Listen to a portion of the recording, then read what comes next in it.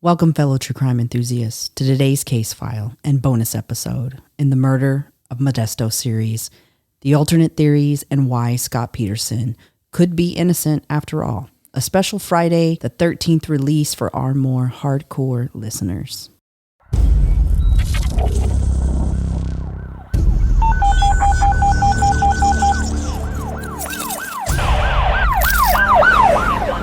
Year-old male, 11 Silver Hollow Road, between Lane Road and Palm Patch Road. Welcome to Body of Crime, your go-to true crime podcast, where we plunge headfirst into the gripping world of criminal mysteries. Join your hosts, Jose Medina, Crystal Garcia, and Alicia Anaya, as we deliver the full stories, immersing you in the heart of each case. With spine-chilling cases, in-depth analysis, captivating interviews, and a comprehensive examination of the evidence, embark on a thrilling journey with us as we explore bone-chilling cases from around the globe. Whether you're a seasoned true crime enthusiast or a fresh face in the genre, we guarantee to keep you on the edge of your seat. So put on your detective hat, grab your notepad, and get ready to dive into the thrilling world of Body of Crime.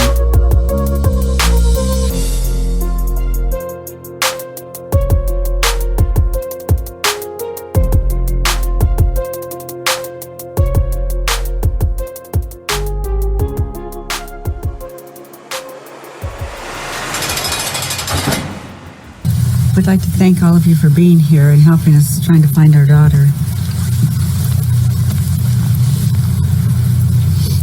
And we'd just like to send a message out there that whoever has her, please, please, please let her go. Bring her back to us. We love her so much. We want her back. Please, let us have her back. Yes. We want her and our grandson home safely and immediately, so please bring her back to us. If you guys have questions, go ahead. In the quaint Californian city of Modesto, where palm trees line the winding streets, Scott Lee Peterson and Lacey Peterson prepared for their last and final holiday as a couple without a child. Lacey was 7.5 months pregnant, and their son, Connor, was due on February 10th, in time for Mother's Day. On Christmas Eve, Lacey, radiant as ever, almost 8 months pregnant and on the cusp of motherhood, mysteriously vanished into thin air. Lacey had been overjoyed in anticipation for her unborn son, Connor, to bless her perfect family. But as Christmas approached, something dark and ominous was playing out behind the scenes, shrouded in a cloak of darkness, hidden behind lies and half-truths. Her husband, Scott Peterson, was having an affair with the Fresno masseuse named Amber Fry, a woman bearing no resemblance to her. Lacey's disappearance threw the small town of Modesto into the national spotlight and immediately dampened the festive Christmas season, with family, friends, and strangers all coming together to help find the missing young soon-to-be mother. Today is going to be about finding Lacey. It's going to be a volunteer search effort. We're hoping that volunteers from Southern California will come out and at least pick up 5 or 6 flyers. If we're successful in getting 300 or 400 volunteers out today, we'll be very successful in getting out a couple thousand flyers. We're asking people in the Southland to post them in high traffic areas, malls, on poles in high traffic areas. That's really important today. The family is going to keep the focus on Lacey. They're not going to be conducting media interviews today. The house on Covina Avenue, once brimming with holiday cheer, a Christmas tree sitting in the living room with unopened presents underneath, turned into the epicenter of a mystery that would captivate and horrify a nation. With every tick of the clock, the heartbeat of hope grew fainter. As the search intensified and detectives pored over what little evidence remained of Lacey's disappearance, Scott Peterson, her husband, went from person of interest to main suspect. The piranhas, aren't they? The piranhas, these people. Well, they are covering the story, so we have to take Questions. I appreciate you covering the story and getting a big shot Have there. you taken a polygraph test? Are you willing to take a polygraph test? Scott, what about the allegations of a girlfriend? Have you been fully cooperating with us? Scott, why don't you answer some questions? Scott, just go. Answer some questions. How you doing personally? How you living Answer some questions. But did the Modesto detectives rush to judgment? Did they zero in on Scott due to his inability to show any semblance of emotion for his missing bride and unborn son?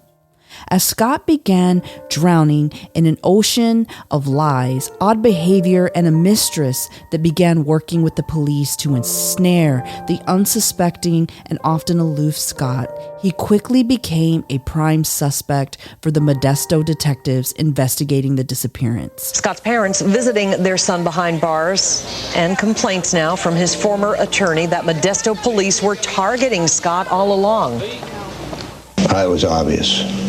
How? Just in how they were dealing with me, how they were dealing with Scott, how they were insisting on trying to talk to Scott even though they knew that he had an attorney and I was the attorney, and trying to do an end run around me. All those are telltale signs that they were trying to put a bullseye in his chest, and that their investigation was going to be focused at making a case against him. And that called for us to do our own investigation.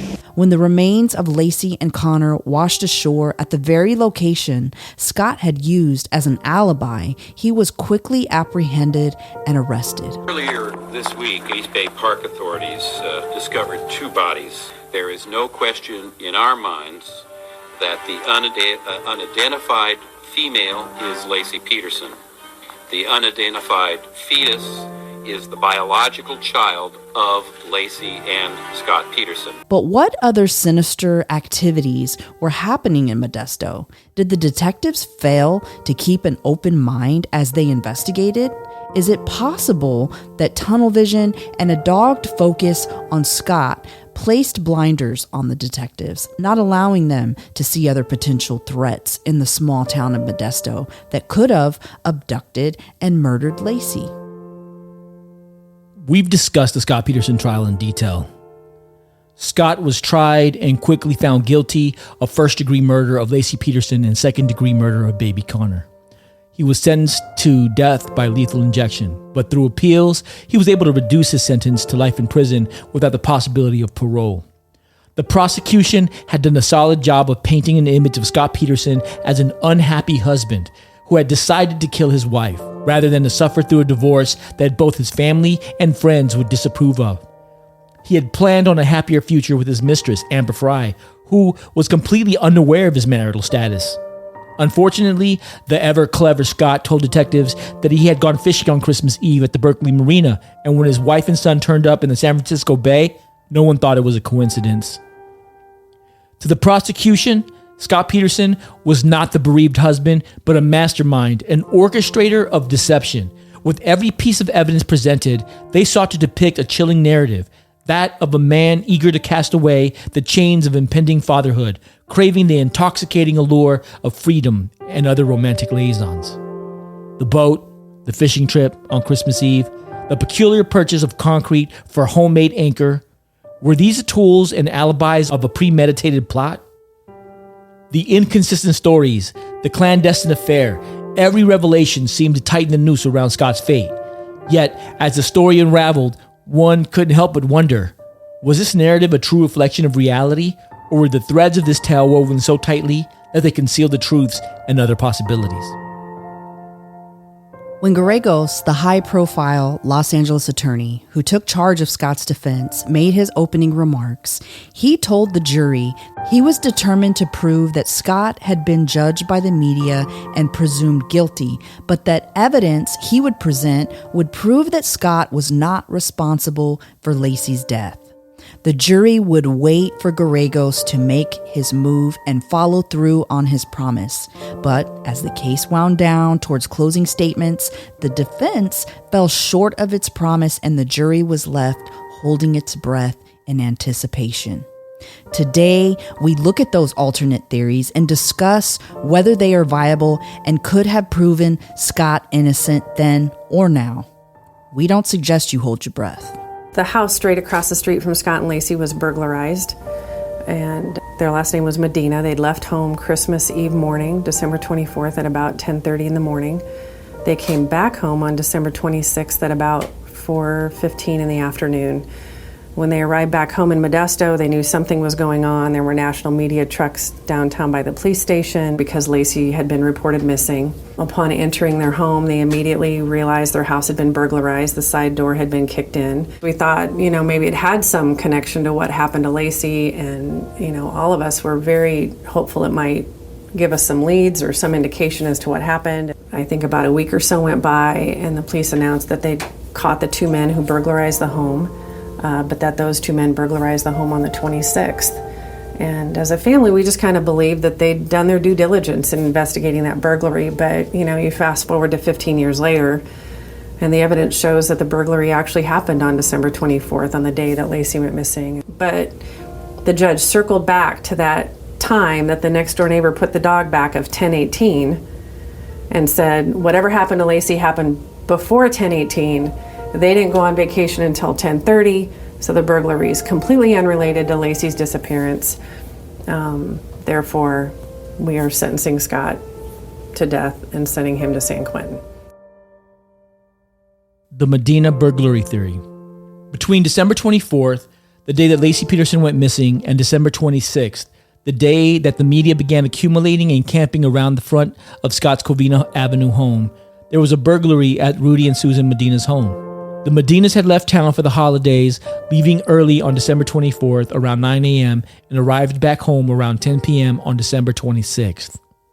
Upon finding their home burglarized, they ran outside where the police were helping maintain security of Scott's media-inundated home and yelled, "We've been robbed." The Medina burglary theory is the ultimate what-if scenario, and one that Scott Peterson himself has routinely referenced as a primary alternate theory to Lacey's disappearance. In this theory, Lacey would have had to leave her home around 10:08 a.m. and 10:18 a.m. on the morning of December 24th, giving her a 10-minute window to be abducted. This is the validated time that we know Scott left his residence, where his cell phone pinged the tower in his neighborhood, and the time when Karen Service had seen Mackenzie, the Peterson dog, and placed the dog in the backyard with his leash still on. Keep in mind, Scott and Lacey lived on a dead-end street, so Scott would have potentially passed the burglars as he went to work and as they headed to the Medina home. The burglars could not have been there when Scott left between 9:48 a.m., the time that he recalled Martha Stewart referencing the meringue cookies on the show he stated he and Lacey were watching, and 10:08 a.m., the time that his cell phone pinged in the neighborhood as he drove away, because he would have seen the burglars. This means that the burglars would have had to arrive at the Medina home after Scott left for his office at 10:08 a.m., broken into the home, stolen lawn and tools from the shed in the backyard, stolen jewelry, and removed an 800-pound safe with a dolly, placed the safe into a van, been engaged by Lacey, abducted Lacey, and then left the Medina residence by 10:18 a.m., the time that Karen Service was leaving and found Mackenzie roaming in the street. Karen would have also seen the burglars if they had not left the residence by 10:18 a.m. when she found Mackenzie. In contradiction of the above timeline, Diane Jackson, an elderly neighbor, called the police on December 27th, 2002 at 6:30 p.m., 3 days after she witnessed a light-colored van at the Medina residence on December 24th at 11:40 a.m., with 3 dark-skinned males standing around loading a safe. She claims she initially mistook them for landscapers, but after hearing about Lacey and the burglary a few days later, it clicked that she had witnessed the crime. The 3 suspects stopped what they were doing when she passed by, seeing the rear door on the back of the light-colored van open. She would later say that the van could have been brown. She couldn't recall anything further, aligning with another alternate theory that we'll discuss, the brown van theory. When asked if she could identify any of the men she had seen that day, she said that she could not. The police eventually caught 2 of the burglars that had broken into the Medina residence when someone snitched on Stephen Todd, the main culprit, who erroneously said he had committed the burglary on December 27th. Todd stated that he had ridden his bicycle to the neighborhood around 3 a.m. looking for something to steal and had gotten into the backyard of the Medina residence by jumping their fence. He had stolen lawn equipment and power tools from their unlocked shed and left with those items. He then returned and kicked in the French doors in the back of the home and gained access to the home. He burglarized the home and used a dolly to move an 800-pound safe to the porch of the house. He then left and got Glenn Pierce, his inept sidekick, who then returned to the residence with a white sedan and assisted Todd in moving the safe by placing it in the front seat of the car. They took the safe to a location where they used tools to crack the safe open and remove the contents. Is it possible that Todd lied about the date of the burglary to remove suspicion from himself, and he actually had encountered Lacey on December 24th between 10:08 a.m. and 10:18 a.m. while trying to move the safe from the porch to the car? No. The Medinas were still home on December 24th until about 9:30 in the morning. He definitely could have jumped the fence immediately after that. He could have came back to the house between the 10-minute window that Lacey had to disappear, but Todd was a meth addict, and his version of events are highly probable and in alignment with his MO and his previous crimes. He had a lengthy record of burglarizing homes, no history of violence, no history of murder. Todd was quickly captured when someone snitched on him. Todd then himself snitched on his accomplice, Pierce. As a result, he got a reduced sentence, and instead of getting the 25 to life that he was facing as a 3-strike felon, he only got 8 years. Pierce had an otherwise clean record and only spent 180 days in county jail. It is very likely that if they would have done anything with Lacey, someone would have spoken. Additionally, a few days later, a woman connected to the pair returned all of the stolen jewelry from the Medina burglary, throwing it through the police department entryway and then running away. 2 weeks after Lacey's disappearance, a police corrections lieutenant overheard a conversation between an inmate by the name of Ted, who called his brother and told his brother that Lacey had walked up on Todd committing the burglary and that he had made some types of verbal threats to her. When detectives interviewed Ted had denied knowing Todd and said the conversation had never occurred. Regardless, the conversation was hearsay and couldn't be used in court as neither of the individuals were witnesses of the crime.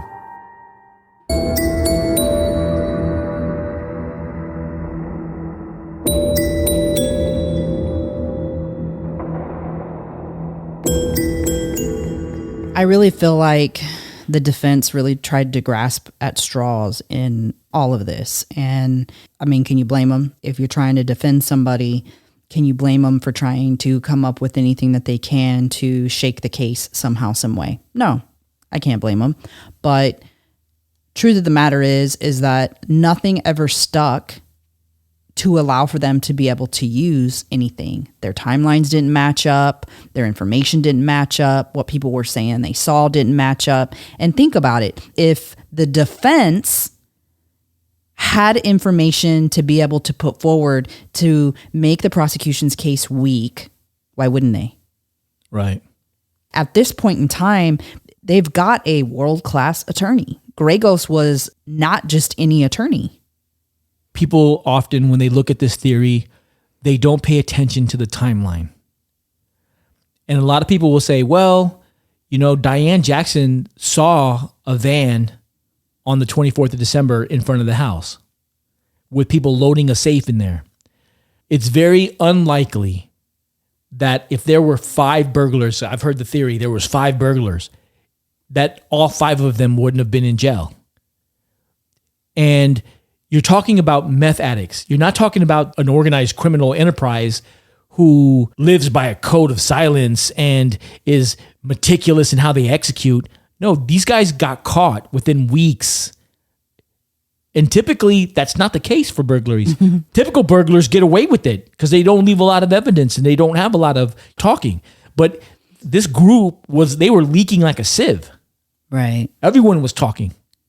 And they wouldn't have even had the foresight to try to frame Scott by, oh, well, we heard his alibi, and so we're going to go, you know, we've done something with Lacey, and so now we're going to go dump her at the place where he's used it as his alibi. In order to abduct someone, there's a lot of planning that has to go into that. Right. Let's not even say there's a lot of planning. There's minimal planning that has to go into that. Here you have a guy who came to a house on a bicycle and broke in. Right. This is a crime of opportunity. Right. Right? And you know it because first he steals the lawn equipment and the power tools and he leaves. And then he goes, man, I wonder if I can get some more stuff. Let me go back. Then he breaks in and he steals some stuff. And guess what? He finds a safe that weighs 800 pounds that he can't move by himself. And he moves it into a position where he can come back and get it. And he goes, well, I've got to include a helper. And think about all of that in comparison to the timeline. Right. And in comparison to his ability or their ability to plan. You can't abduct somebody on the bike. Not at all. Especially a pregnant woman. Right. And now it is more probable that if someone would have walked upon them and Todd would have been concerned because he was a 3-strike felon and he needed to keep that person quiet, he more than likely would have killed the person there. Right. Through some act of violence, a gun, a knife, whatever, and left the person there. There would have been a higher probability chance of him getting away with the crime if he had done that. Right. Abducting Lacey, a pregnant woman, putting him in a white sedan, and then driving to some unknown location where they cracked open the safe requires not only him to keep that as a secret, but also Pierce, who he just, and then the lady who had the jewelry. So now you have 3 people who have all come forward in some kind of way that we know for a fact would have said something. Right. And Mackenzie, I'm sure, would have gone crazy. If she indeed was walking Mackenzie, like the story goes, then Mackenzie wouldn't have just been like, oh, bye, you've been abducted, you know? Also keep in mind that all of this would have happened between 10:08 and 10:18. Right. They would have had to have been lightning fast. Very, very fast. Now, it's true. As soon as the Medinas left, he could have gained access to the house. That's a possibility. That is a scenario that could play out. And he could have positioned the safe and he could have came back just to pick up the safe. But it's an 800-pound safe that 2 people are moving. So it's not like an easy thing to do. And when he put the safe in the front seat of the car, which means he was in the back seat, where was Lacey? And this happens in broad daylight on the street where people are seeing things all the time, but nobody sees this happen. It's more probable that it didn't happen on the 24th. It's more probable that he showed up at 3 a.m. of the morning of the 26th. And also keep in mind, this is a meth addict who's being questioned of a crime that committed 2 weeks after the fact, trying to think back to the day that he committed a crime. Right. So it's understandable that he's going to say, oh, it was the 27th. Well, it couldn't have been because they were already home by that day. And the other thing, too, is that they passed a lie detector test as well. Yes, they did. The phone call in prison is irrelevant. It's irrelevant. No one admits to talking to Todd. No one admits to hearing it from Todd that he had some type of interaction with Lacey. And even in the phone call, it says he made a threat to her. It doesn't say he kidnapped her. It doesn't say he killed her. It doesn't say he abducted her. It says he made a threat to her. So even if that was the case, it doesn't show any evidence of foul play. Right. It is 100% hearsay, and it's really a dead end. And what I kind of find shocking, and this is a little bit disturbing, that the people who say Scott Peterson is innocent, a lot of times they'll say, well, the detectives didn't investigate. Well, guess what? A detective went to the prison and met with the lieutenant who made the comment and then spoke to the guy who supposedly made the comment and said, hey, did you ever say this? No, I never said that. I don't even know Todd. The fact that the police caught the guys that they say, oh, the police never investigated the burglary. If the police didn't investigate, do you think Todd just went and turned himself in and said, hey, I'm the guy who burglarized the house across the street from where the lady was missing? I don't think so. I think they investigated it and they caught his ass. Somebody came forward and somebody snitched like they always do. In most crimes, people are talking, especially crimes involving meth addicts. Yeah, it's pretty easy to get those guys to snitch. Yeah, 100%. Because their motives is all driven by their need for drugs. The people who think that Scott is innocent, what they want you to believe is that these guys are complex, like life criminals with codes, that they're very sophisticated, and they have this resource and this organization that is moving in the shadows. And the reality of it is, it's a couple dope fiends that are just trying to chase the next high. And who would have loved at any point in time to have been able to come forward and claim the reward money that was being offered. $500,000. Right. The lady who took the jewelry and threw it into the police department, if she would have known anything about Lacey, she'd be $500,000 richer. Because she wasn't even arrested. Yeah, 100%. She wasn't even arrested. I would say the chances of the burglars having anything to do with Lacey's disappearance to be less than 1%. Less than 1%. In order for those guys to actually have had anything to do with it, the timing would have had to be precise. In 10 minutes, they would have had to load the safe into the car, thrown Lacey in there, kept her from screaming, fought off her dog, who Scott said was very protective of Lacey. They would have had to drive away with no one seeing her in the car. I wonder why the defense never acted all of that out. Why do you think the defense never brought Todd forth as some type of a witness? The defense didn't bring Todd. Because it made no sense. The defense didn't bring Pierce. Right. The defense didn't even bring the lady who threw the jewelry. They know who she was. They didn't bring her forward to talk about it. So the defense's job at a certain point became trying to plant seeds of doubt against the prosecution, as opposed to trying to prove that he was innocent. Their game plan shifted. Right. And one thing that's really important to understand is that Gallegos came into this with a strategy. And he was very confident on day one. He said, I'm going to prove beyond reasonable doubt that he is stone cold innocent. And he was basing that based off of thinking that he had an hour to an hour and a half of time to paint the picture of Lacey going missing some other way. And he said, I'm going to bring forth evidence that shows that multiple people saw Lacey alive after Scott left. And you know what's funny?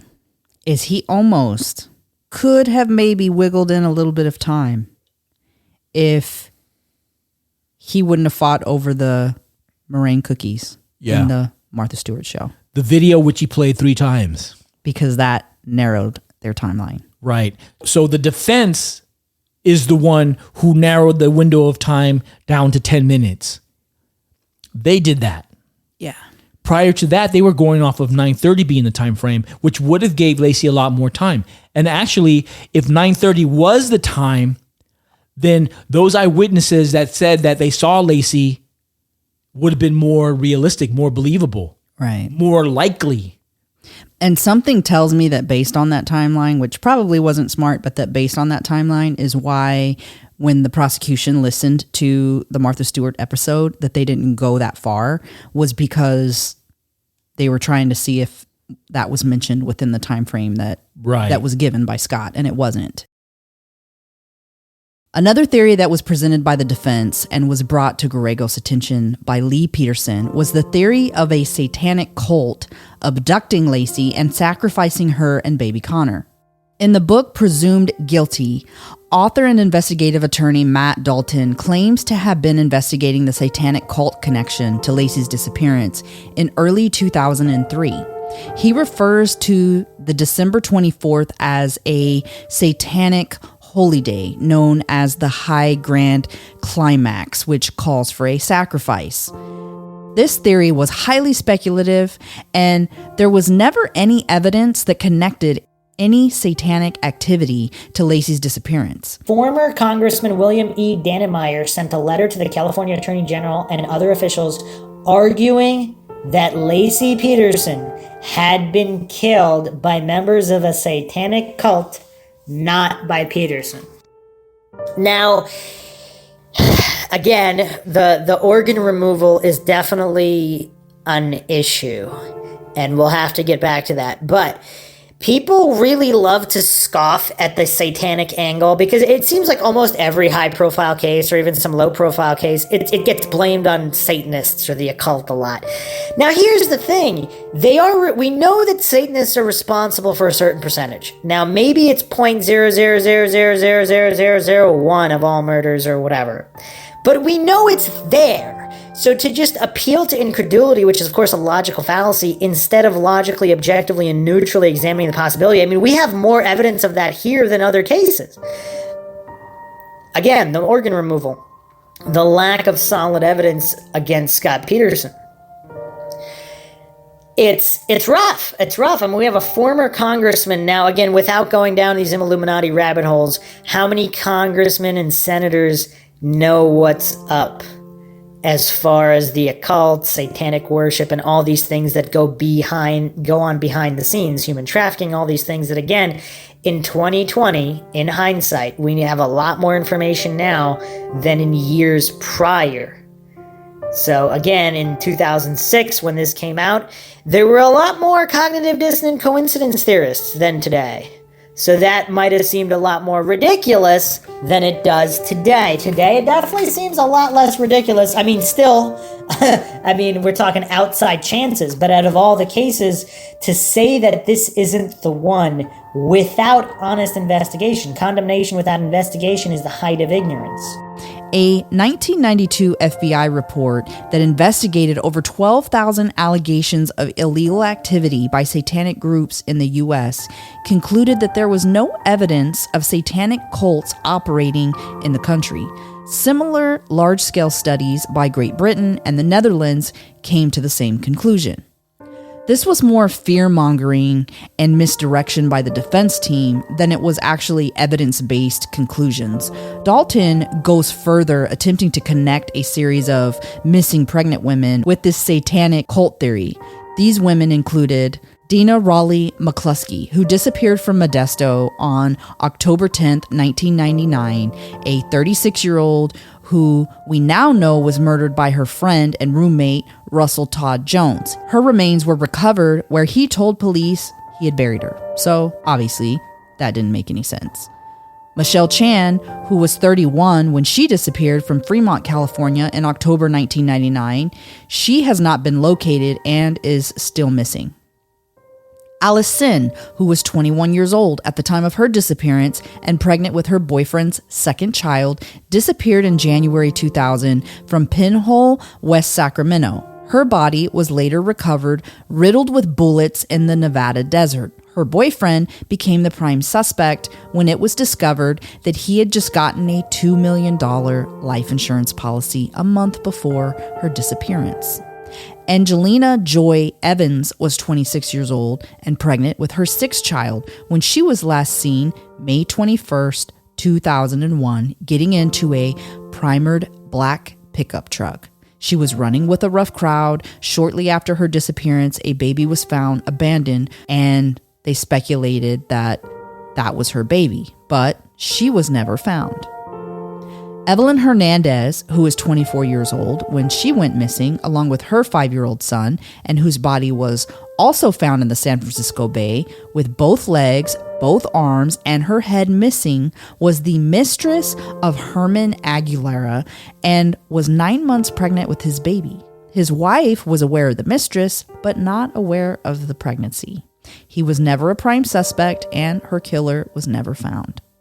Rebecca Rachel Miller went missing October 15, 2002. She was homeless at the time of her disappearance. She was a drug addict and was last seen rummaging around in a dumpster in Modesto when she went missing. Her body has never been recovered. As it turns out, it is highly unlikely that the disappearance of these women are in any way related to each other, let alone related to a satanic cult. The leading cause of death of pregnant women tends to be homicide, with 55% of those women being murdered while they are still pregnant. Death of pregnant women has increased 35% in 2022. More times than not, the perpetrator is the woman's husband, boyfriend, or lover.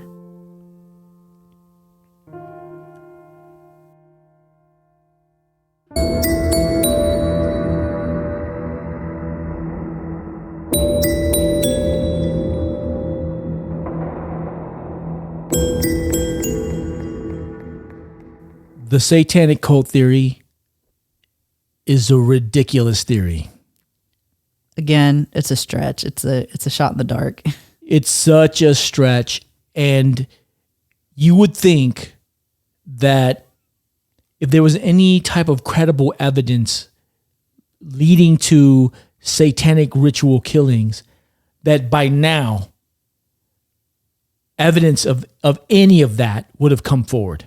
Right. And I think they tried to tie the fact that she was missing her legs, she was missing her arms, she was missing her head, and they tied that to other people. There was even another murder that happened I want to say it was in Reno, Nevada. LaDonna Milam. LaDonna Milam was found dumped into a pond, and the person who had killed her had chopped her into pieces. And they found her legs and her arms separate from her torso. And Dalton says, this is another killing that could have been satanic in nature. And the guy who was caught was schizophrenic and had mental problems. Where is Dalton today? I'm just curious. I don't know. I don't even know why Gallegos hired this clown. And the reason why I say that is because he was failing as a prosecutor for the Los Angeles. He was fired. I can see why. And then Gallegos hires him, and then Gallegos fires him too. And all he talks about in his book is how he's chasing the satanic thread. And he's really associating people with Satanism who aren't really satanic in nature. He calls out one guy who has a 666 tattoo on his forehead. And he's like, this guy's got to be satanic, right? Well, not really.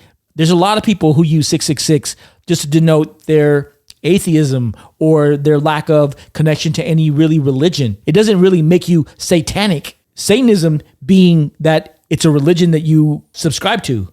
You subscribe to being a Satanist and you practice Satanism. And you know, one thing that if they were trying to go in that direction, if they wanted to try to use that theory and wanted to be serious about that theory, is that he could have had somebody come in and speak who that was their thing.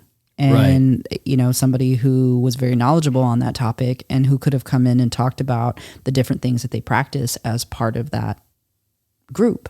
And that could have been helpful. And I'm sure, you know, I kind of feel like they're theories, and as we go through them all, you'll see more of this. But I kind of feel like it was a situation where the defense sat around the table and strategized with, how can we poke holes in the prosecution's case?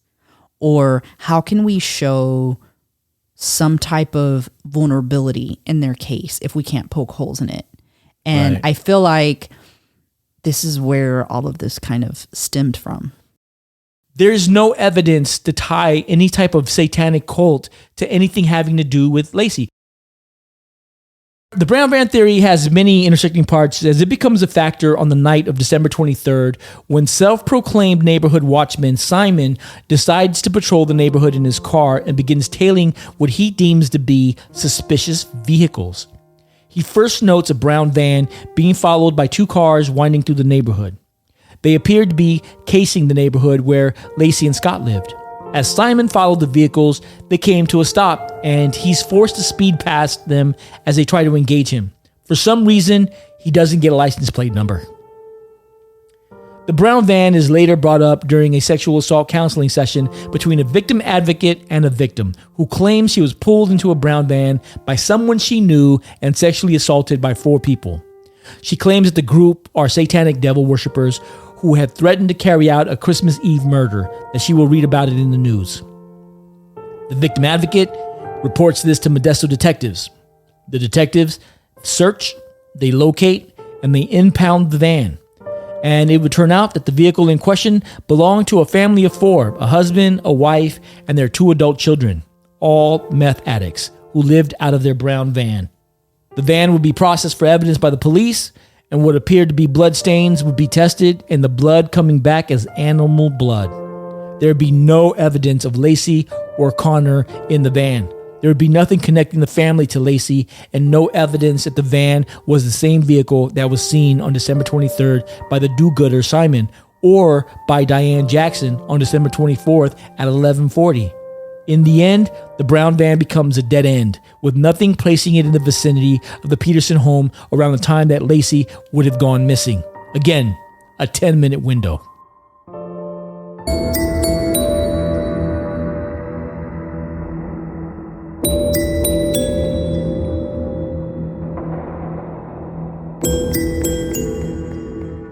They're trying to plant some seeds of doubt in people's minds. And that's a strategy. But as we're going through these theories, I want you to take into account the fact that as a family member, I don't know any family member who has lost someone to murder who is okay with the wrong person going to prison. True. They're not like, hey, let's hurry up and close this case and be done with it. They want the right person to be sent away. They want justice. Right. So they're not like, hey, well, whoever the first person is that you find, let's go ahead and find any way we can to convict them and then move on. So you're talking about somebody who was a part of the Rocha family for a while. So it wasn't an easy thing for them to just wash their hands of Scott and say, all right, guys, he's definitely guilty. There was a lead up, and there was a lot of lead up. So it wasn't just, hey, we think he's the guy. He must be the guy. You guys are gunning for him, so we're going to gun for him. It didn't play out that way. You're 100% spot on. No one wants to send the wrong person to jail. No one wants to send the wrong person to death row. And the defense and the people that believe Scott is innocent will say, well, the detectives didn't investigate. How? They followed every single lead. They even found the brown van. They tested it. They even found the family who were questioned as to why they were in the van and what they were doing. Nothing ever materialized that tied that person to Lacey or Connor. You're talking about a community that was up in arms for Lacey. Someone would have said something if they knew something. Someone would have spoken. Someone would have cracked. It's very unlikely that the whole entire community of these meth addicts that were involved in all these rabbit holes, that they would have kept this code of silence. The next theory is the multiple sightings of Lacey. 6 witnesses reported seeing Lacey Peterson alive walking her dog around the block the morning of December 24th, all documented in Modesto police reports. Why weren't those 6 witnesses presented to the jury? The police interviewed all these people and they just dismissed them. I believe that Lacey was alive on the morning of December 24th. There were over 14 witnesses who reported seeing Lacey and or Mackenzie walking in the neighborhood. 14 witnesses that said, I saw Lacey Peterson that morning and or Mackenzie the dog. They are tips that were called into the tip line. Some of them aren't specific saying they saw Lacey, but they're saying they saw a pregnant woman. Well, that's different than what you said. Retriever. You said you had 14 witnesses that saw Lacey that morning, and that's not true. Okay, you have 14. The problem is they weren't ever interviewed properly to determine whether or not they had seen Lacey. That is not a matter of record. There are 14 witnesses that said they saw what they thought was maybe a pregnant woman or an overweight woman walking with a large dog. Mm-hmm. That's a long way from saying, I saw Lacey Peterson with Mackenzie the dog. One of Gallegos' claims was that Lacey was seen by multiple eyewitnesses on the morning of December 24th. Gallegos framed his entire defense on these witnesses, who were independent, trustworthy sources. Unfortunately, what he had not counted on was the time hack of 9:48 a.m. to 10:08 a.m. that had Scott Peterson at home and barely leaving to head to his warehouse to pick up his boat. If you recall, he and Lacey were watching Martha Stewart at 9:48 a.m. and his cell phone pinged in the neighborhood at 10:08 a.m. as he checked his voicemail messages from his boss wishing him a Merry Christmas. Homer and Helen Maldonado first thought they saw Lacey at 9:50 a.m. to 10 a.m. near the corner of Miller and West Covina. This is a half mile away from the Peterson home. Tony Freitas then reported seeing Lacey on La Loma Avenue as he was completing a delivery to the Denny's, which was his normal route. He claimed to see Lacey between 9 a.m. and 10 a.m. This is 0.65 miles away from Lacey's home and in the opposite direction of where she normally walks.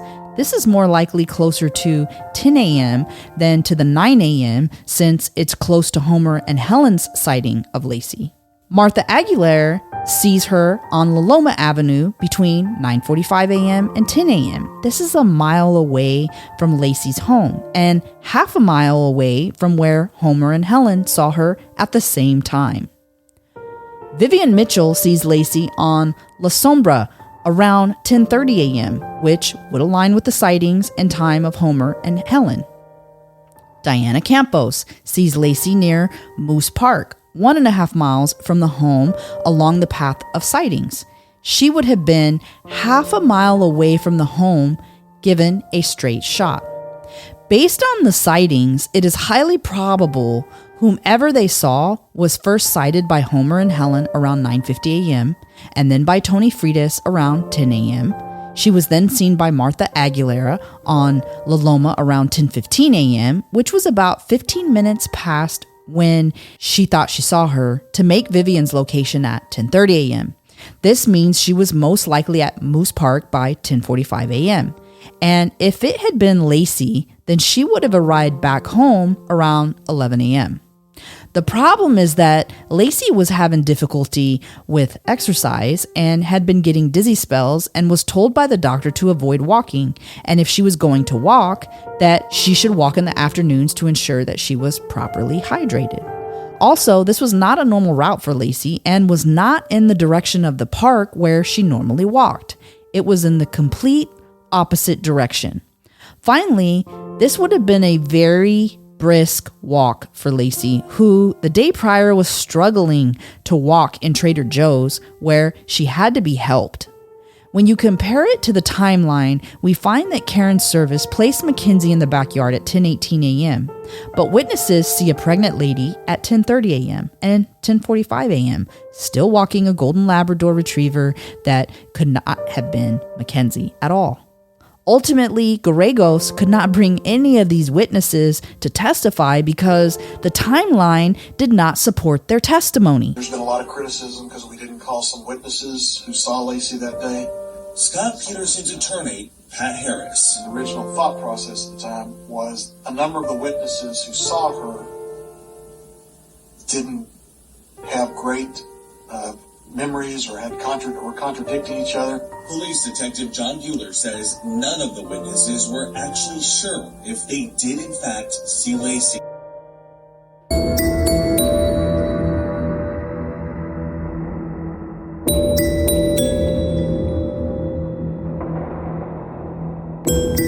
This is why no one ever came forward to the defense and testified on Scott's behalf that they saw Lacey.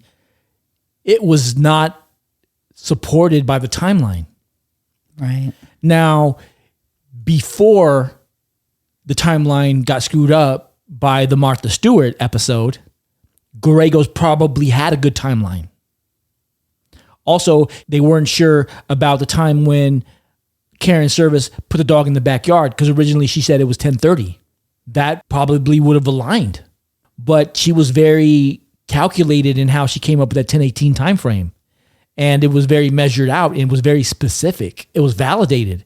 And so we know from the phone ping from Peterson leaving the neighborhood that there was only a 10-minute window. There is no way she could have ran 2 miles in 10 minutes, pregnant with a dog. I was pretty young, actually, when this case came out. And I remember first hearing about this pregnant woman going missing. And I remember thinking, man, that's so sad. She was getting ready to deliver. And then hearing that it could possibly be her husband. And when he was convicted, I just remember thinking, and at that point, I actually think I had just went into the military.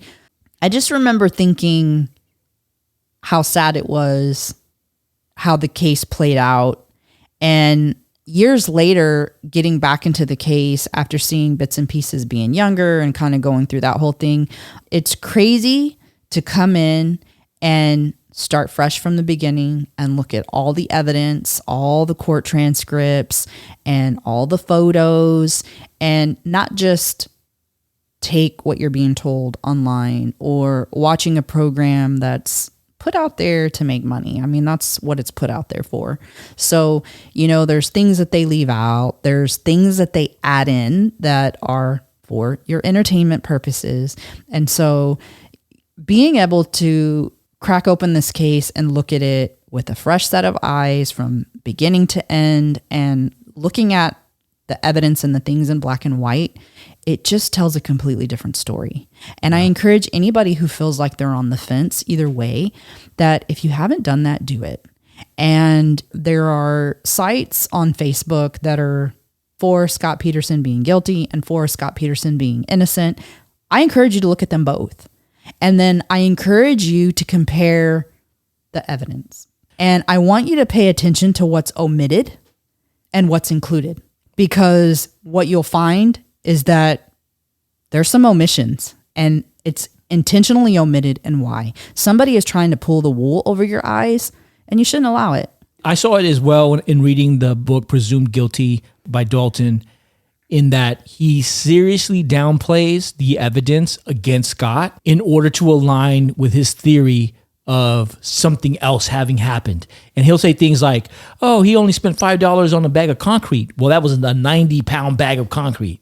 To use a $5 as a threshold to put on that bag of concrete is downplaying the value of how much concrete was in that bag, how many anchors he made. You're basically trying to say, well, the anchors is not an issue. It was only $5 worth of concrete.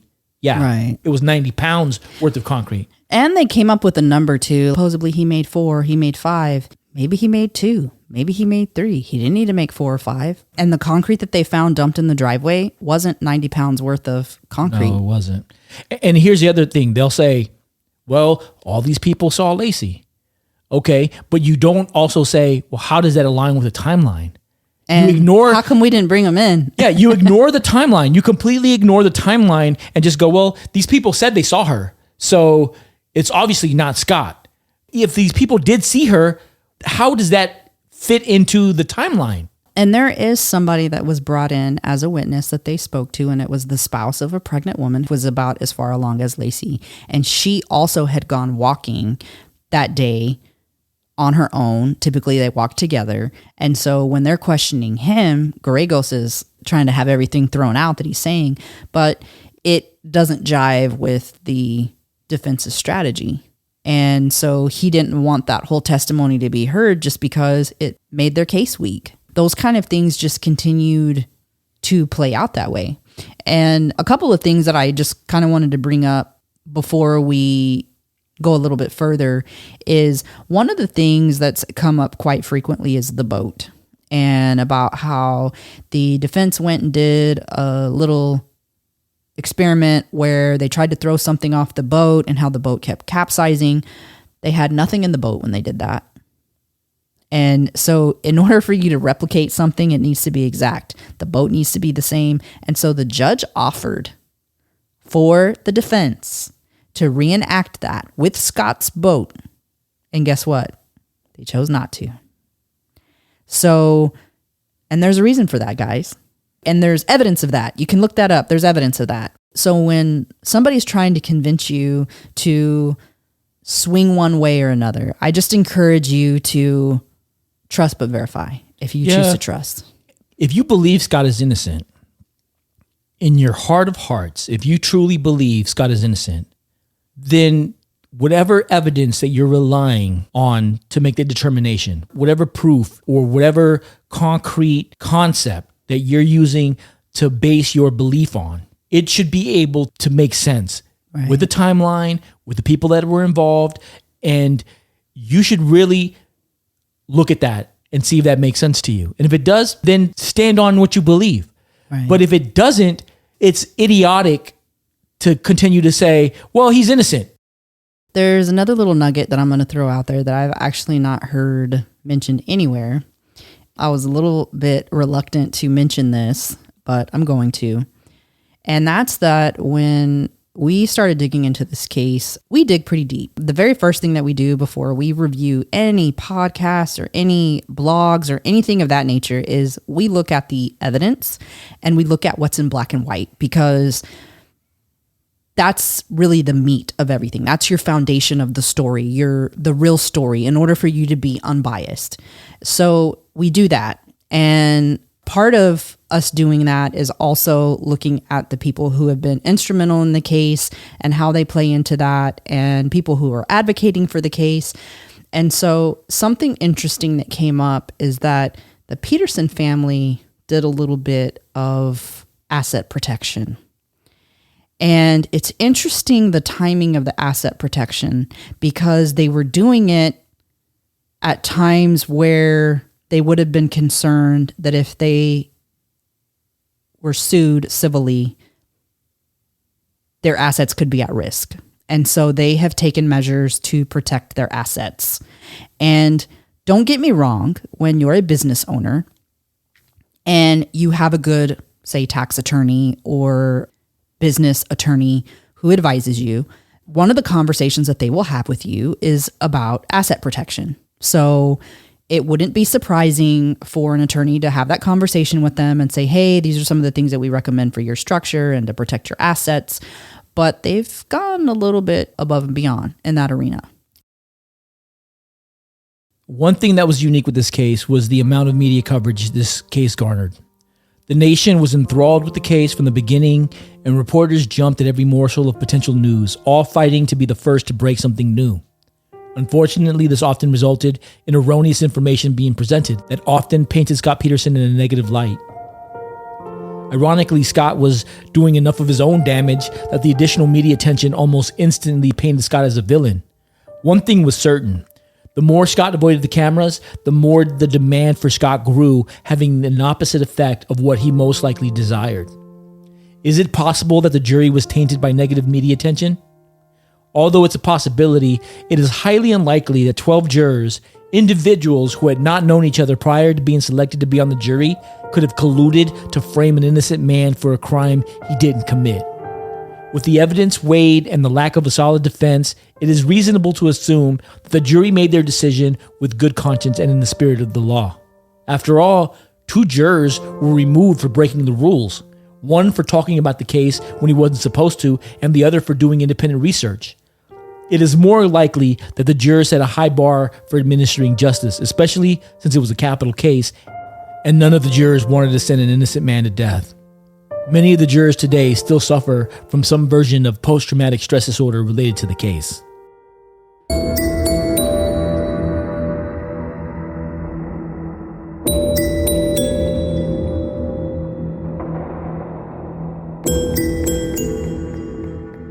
And in terms of the media, I will say this. I heard about the case, but I was deployed to Iraq when this case was going on. I was actually stationed in Germany, and then I deployed to Iraq. Over the years, I never really paid attention to it. So I'm a virgin when it comes to Scott Peterson and the exposure. And Right. You were talking a little while ago of coming into this brand new. I came into this brand new. I didn't know whether he was guilty or not. And 100% we began looking at the evidence. And the evidence, if you follow the evidence, it leads you to the outcome that is most likely. Now, without a murder weapon, without a crime scene, without a smoking gun, is there opportunity for interpretation in what happened and what could have happened? Obviously there is, because you still have people who say he's innocent. Although all the evidence points to him being 100% guilty. What's your thoughts on the media? It's to be expected that the media is going to come in and they're going to cover the case and they're going to do what they do for ratings, and people are going to try to be first and they're going to try to break the news first, and some people are going to get it right and some people are going to get it wrong. And you have that with every case. And so I don't think that the media intentionally came in to run Scott Peterson over. You know, I think initially, like most people, you're going to feel bad for the guy because you're like, man, his wife's missing. His pregnant wife's missing. This was his first child. They've only been married for so long. They're young. You feel bad for him. And then as evidence starts coming out, and as the media starts seeing all these different things and they start seeing the way that he was responding, they're interpreting things as well. So I don't think that the media came in and tried to crucify Scott Peterson. They were getting their cues from him. Those were the cues that he was giving. Those were the cues that his family was giving. So I don't think that they came in and tried to railroad him or that they were the reason that he was found guilty. When there's smoke, there's likely a fire. Right. And logically, those are dots that you can connect. For the people who are on the fence, there is a sense for them of, is it the right guy? Until they have the evidence that they feel that they need to say, this is him. Because he isn't coming out and admitting it, and because he's got people who are supporting him, they're thinking, man, I don't want to put the wrong guy to death. I don't want the wrong guy to be sitting in prison all his life and he's innocent. There's a guilt factor there. And so you're a victim of his. Just like the people who are supporting him, they're a victim of his. His family who's supporting him, if they honestly believe him, they're a victim of his.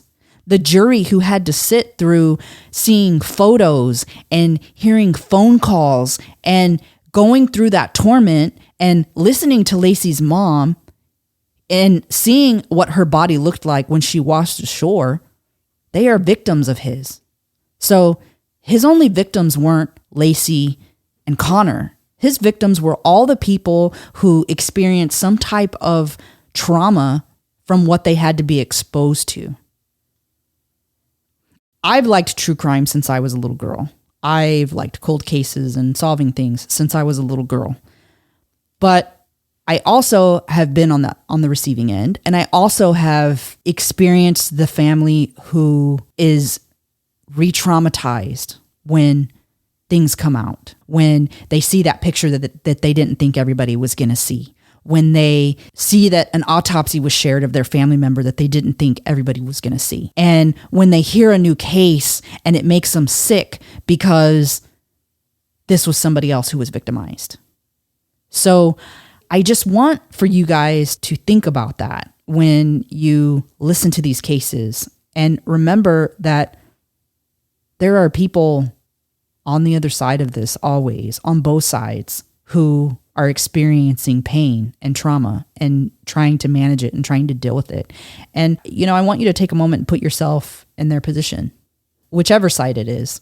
And just remember that when you guys listen to these cases and when you guys remark on these cases and when you're looking at evidence and you're looking at, don't blindly believe everybody. Do some fact checking. I think that you owe it to yourself and you owe it to the people that are involved in these cases. I know with the Menendez brothers, that was a case that I was familiar with when I was younger.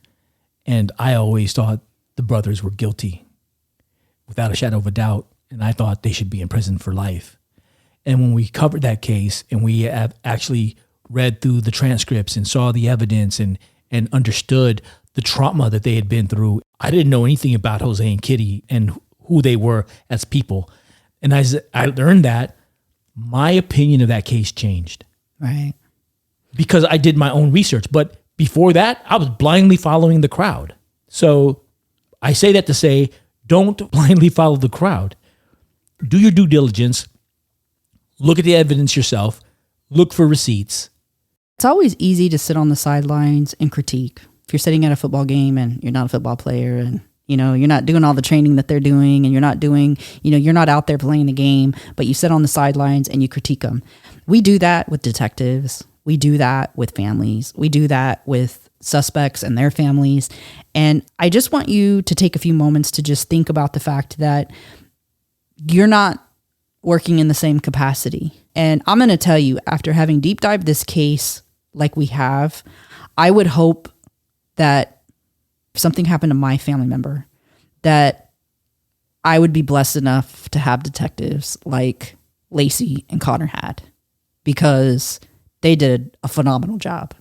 And yeah, they made some mistakes, and I think it's natural that there's some mistakes that are made, but we've covered cases where the detectives have completely just a despicable job. And I'm going to tell you that these guys did a phenomenal job.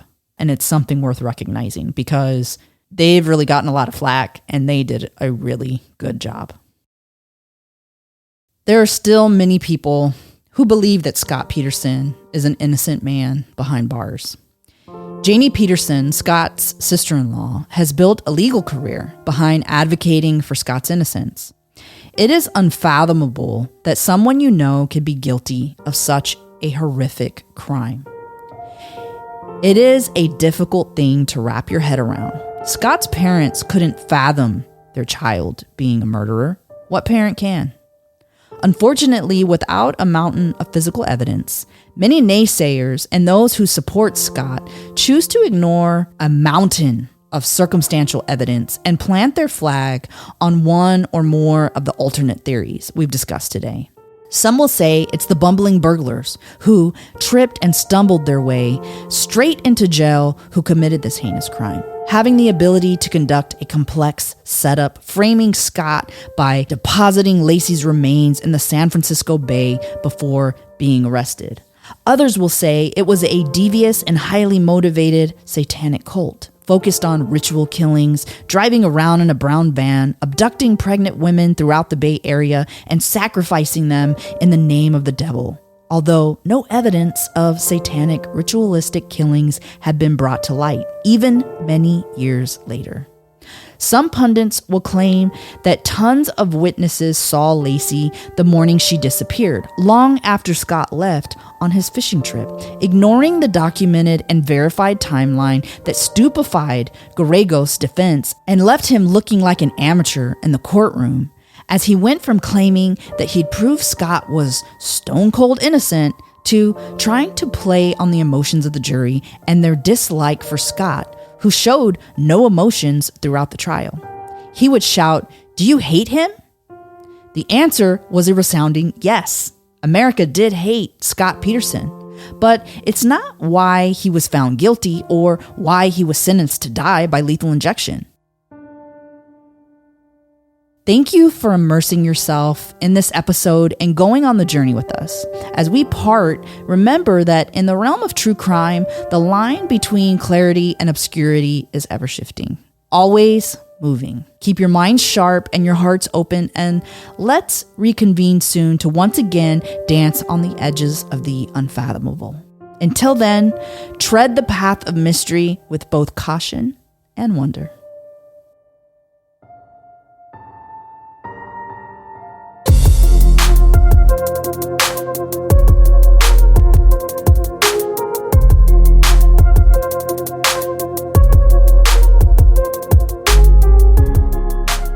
And that's a wrap on today's investigation, fellow detectives. If you found this episode both enlightening and captivating, then please subscribe to our podcast show and our Patreon. Leave a review and hit that like button. Share our podcast with others and engage with us on our website and social media platforms. You can find us on all major podcast platforms as well as our website at www.bodyofcrimepodcast.com, where you can access all of our episodes and bonus content, including valuable resources. By expanding our community, we believe we can make a greater impact in our pursuit of truth and in shedding light on crucial cases. If there's a case that you'd like for us to cover or a personal story you'd like to share, please don't hesitate and contact us through our website. We always welcome your feedback and suggestions. Until next time, stay sharp and thank you for tuning in to the Body of Crime podcast. Bye.